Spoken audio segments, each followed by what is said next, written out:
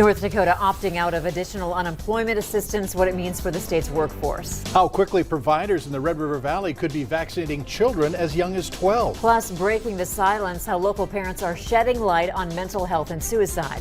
Valley News Live at 10 starts right now.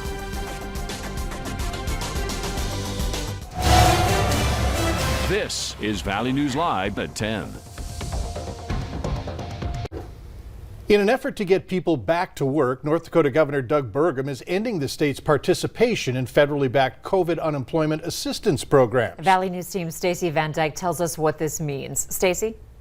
Andrea, Mike, the date to remember here is June 19th. That's when North Dakota will go back to its traditional model of handling unemployment assistance. The $300 weekly add-on benefit is ending, and people who have exhausted their 20 weeks of benefits will no longer be eligible to have their unemployment extended by an additional 51 weeks.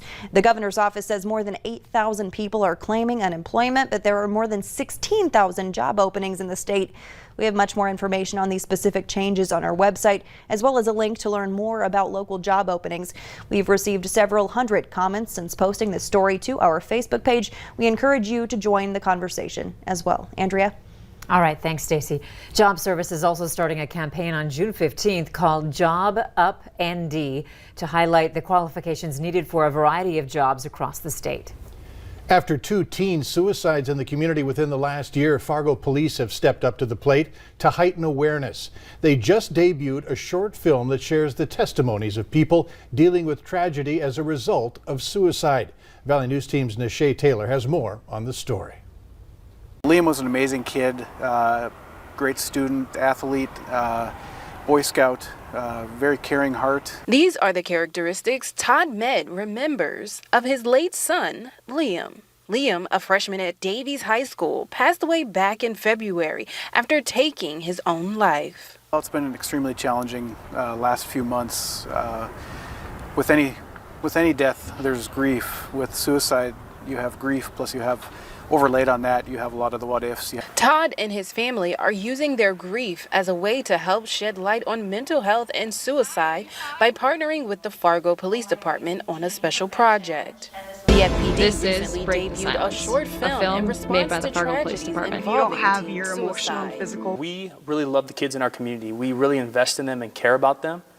And it just became this idea that we're not experts on this topic, but we knew we urgently had to do something. The film explores the testimonies of the Med family and other individuals dealing with similar situations. Shannon Brooks lives in the Twin Cities, and after Fargo PD, I literally just started thinking about all the bad stuff. In 2019, Shannon attempted to commit suicide by walking in front of a train near his college campus after suffering from depression. I got hit by the train in my head, knocked out 2 teeth. Shannon is now being given a second chance at life. I don't want to be here anymore. And he is hoping by sharing his story, he can send this simple message. I want people to know they're not alone. I just want to share my testimony to really encourage others to speak up. In Fargo, Nashay Taylor, it was something that was Valley concerned. News Live. The short film is available to any school in the area to share in the classroom at no cost. A link to the film will be on our website at valleynewslive.com. Just go there and click on this story. May is now Donate Life Month in the state of North Dakota. Governor Doug Burgum made that proclamation this afternoon in honor of a West Fargo man, 22-year-old Cameron Bolton. He died in a car crash in June 2018, but has gone on to save dozens of lives through organ donation. Today, his family broke ground on what's called the Garden of Healing in South Fargo. It's a place they hope will bring closure and peace to other families of organ donors and recipients, as well as anyone affected by the loss of a loved one. To remember the beautiful memories of when our loved ones were here with us. To recall what made each of them unique and beautiful during their time on earth. To recognize the gifts they shared in passing, which will echo for years to come. Cameron's family says they hope to have phase 1 of the garden done by the end of August. The city of Moorhead may do aerial spraying for mosquitoes after all. The city council voting tonight to pay a $12,000 retainer fee to have the option to aerial spray, not with Cass County Vector Control, but with a company out of Halstead, Minnesota. airborne custom spraying. The city is putting together a team of people to come up with a plan for when aerial spraying would be appropriate. They'll present that to the council next month. If they do spray from the sky, the solution will be half as potent as it has been in the past. A judge set bail at $1 million today for the man accused of holding 5 bank employees hostage in St. Cloud. Ray McNeary is charged with aggravated robbery, kidnapping, and assault after a 9-hour standoff with police on Thursday. Investigators say they never found a weapon on McNeary or inside the bank. The CDC now says more than 95 million Americans have been vaccinated, but states are reporting an increasing number of fully vaccinated people still getting coronavirus.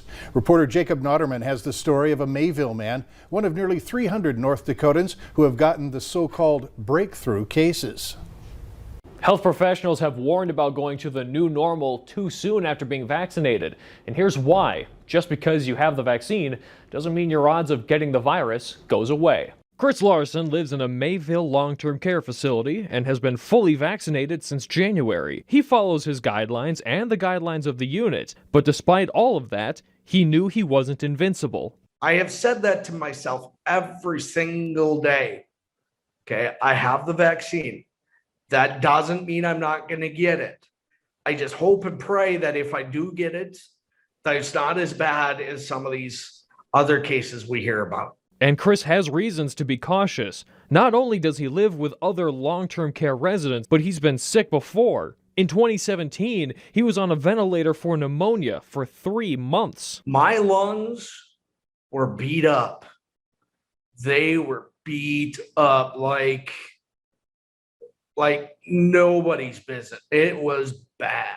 He managed to avoid getting on a ventilator or even going to the hospital for COVID. He says the vaccine kept the symptoms from getting worse. Chris isn't alone in catching the virus despite being fully vaccinated. They're called breakthrough cases, and according to the DOH, 299 people in North Dakota have contracted the virus despite being fully vaccinated. In comparison to other vaccines, they're definitely similar and up there with vaccines like chickenpox, measles, mumps, and rubella.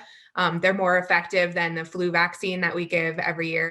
According to the CDC, there have been 835 hospitalizations and 132 deaths after inoculation across the entire United States. This is a rate of 1.5 deaths out of every 1 million vaccinations. All that can be done for now for the DOH is to send the data to the CDC and then vaccine manufacturers in hopes the numbers will improve. Today, the FDA expanded its emergency use of the Pfizer vaccine to children as young as 12. But doctors say it may take weeks for shots to go into arms. Medical experts believe the 12 to 15-year-old group will be eligible for the vaccine this summer, but kids younger than that might not be eligible until next year. Doctors and researchers have already seen some differences in various age groups of adults, saying the worst side effects have been in people in their 20s and 30s, while people 60 and older aren't as affected. We could be seeing a new COVID-19 vaccine soon. Today, the biotechnology company Novavax announced that it's planning to apply for emergency use. The company's CEO says it expects to file in the third quarter of this year in the U.S., UK, and Europe. And if you're looking for a place to get the vaccine, you can use our VNL vaccine tracker. It's right on the home page of our website. Or you can open your phone camera and point it at the QR code on your screen and then tap the link that pops up. Childcare is becoming more expensive and harder to find in Minnesota, making it out of reach for some families. The state lost 4,000 daycares in 2020 alone, and right now there aren't enough spots for the amount of parents who want daycare. Reporter Caroline Cummings shares one woman's story to bring matters into her own hands and efforts at the state capitol to bridge gaps. This is 3-year-old Patrick. Patrick, can you sit up and say hi? Kate Downey is his mom. After having my first child and actually the cost of daycare, it just wasn't making sense for our family. He shares her with his 2 older siblings and 13 other kids she takes care of during the work week. It seemed like a really good way to combine, being able to be with my kids Financially, it made sense, and I could also incorporate teaching, which I love. How expensive childcare is forced Downey to make a choice. Leave her teaching job and start a childcare business of her own to make it all work. Her story of coming to grips with costs and even finding an opening echoes the struggles of other Minnesota families in what's become a growing crisis in the state. It's a shell shock, I'm sure. Yeah, I mean, I know it was for me. But she knows why it's so costly. High quality care comes at a price. She and other providers need to make a living, all while parents need to be able to afford it. Proposals at the state capitol aim to bridge that gap, including an effort to boost reimbursement rates to providers that serve low-income families. Governor Tim Walz on Monday called the legislature to act. We make sure we're providing that workforce behind the workforce so that we can get our economy back going again. Downey says federal COVID relief kept her daycare afloat in the pandemic, but she says continued support of child care is necessary to keep providers from going under. It does come at a cost, so it's how do you make that work for all parties? Downey runs an in-home daycare center, which have dropped by nearly half in the last 2 decades. Still ahead tonight, for the second summer in a row, reservations at state parks much higher than normal. We'll tell you how to secure a spot. But first, a 7-day forecast that I think you'll like. Hutch will break it down for us.